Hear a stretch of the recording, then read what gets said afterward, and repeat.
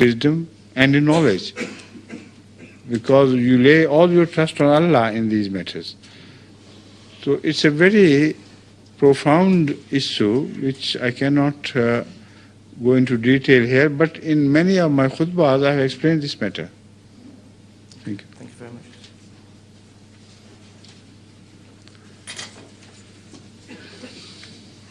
Assalamu alaikum, Hazur. Wa alaikum salam. My name is Osama and I'm from Hayes. Yes. Hazur, I have a question which raised from a discussion which I was having with a Muslim friend of mine, he's a non-MD, and he was just talking about what we have to believe in as Muslims, just basic Islam, and I mentioned the 5 pillars of Islam and then the articles, which is Iman. And one of the things he said is that to be a Muslim, you also have to believe in Ihsan. And could you please kindly shed some light on what is Ihsan and what are our duties Ihsan. to believe in it? I think I have already done it in a small booklet. I have covered all these questions. They are dealt with, I think, properly and understandably, because this was a subject which was chosen by which Sevilla University was it? University of Sevilla in Spain, to be the title of my speech, in which the professors had told me that you should address the students who are interested in Islam, but in a manner as they understand the basics, because what Islam is being taught to them is based on the Western ideology. It is taught in a manner that ultimately the sum total of their gain is they grow as anti-Islamic, because Islam is presented to them as a hodgepodge of ignorance which results in terrorism, etc., etc. So the professor, who was, maybe he was sympathetic to Islam or he knew our understanding of Islam, so he advised me to speak on this subject in a manner that their sensibility is not offended, but gradually they begin to understand the other side of the picture. So this address was later on retouched by me, and many additions were made. And this is available in a small booklet. What's the title of that? Elementary Introduction of Islam. Elementary Study of Islam? Introduction of Islam. Elementary Introduction of Islam. In that I remember the word ihsan is fully defined, and I think you will be able to benefit from the study of this book.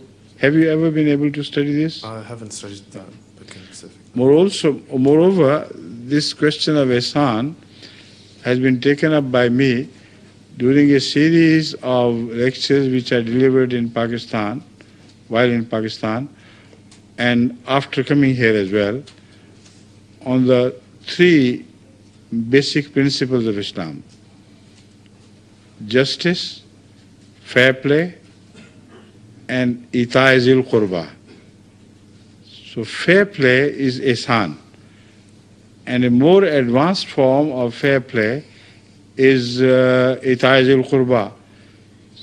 So has this been published? Yes, this has been absolute justice. But the last part is being prepared nowadays. So in the first parts as well, you will find this question answered. Jazakallah. Assalamualaikum, Hazur. Wa alaikum salam. Hazur, nowadays we have this sky digital and non-digital, these type of things coming up.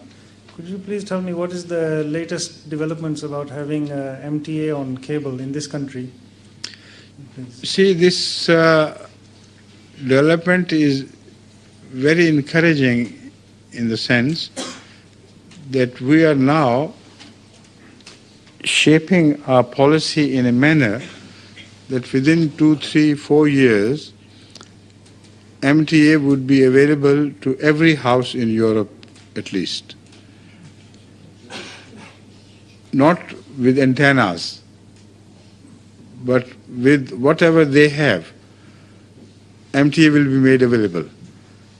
Because BBC is aiming to reach every house through digital system.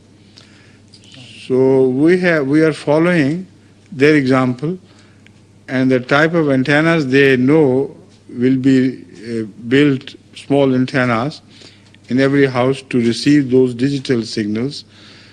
We are also boosting our power to a degree that our digital system will reach every home where BBC programs reach. So this will cover, inshallah, the entire Europe and many parts of America, etc. So we are doing it with the grace of Allah, and Rafiq Hayat Sahib regularly meets me to take directions and to implement them. Thank you. Could I ask another question, please, quickly? Of course. Because you answered that very quickly. Hazur, I used to be, before I became involved in the Jamaat, I used to be a fan of science fiction. So this question, to me is a small question, but it niggles me to ask you. In your book, Revelation and Rationality, yes, when you discuss the subject of aliens, there is a verse you quote from the Quran that all that is created in the heavens and the earth is for the service of mankind. And then you also talk about aliens being out in the heavens. Now, the normal TV, the media portrays aliens as coming to attack humanity, and humanity has to defend itself against them. Is there a connection anywhere? The connection is only this, that this concept of aliens, which is fed into people through television, is definitely wrong. It has no iota of truth in it.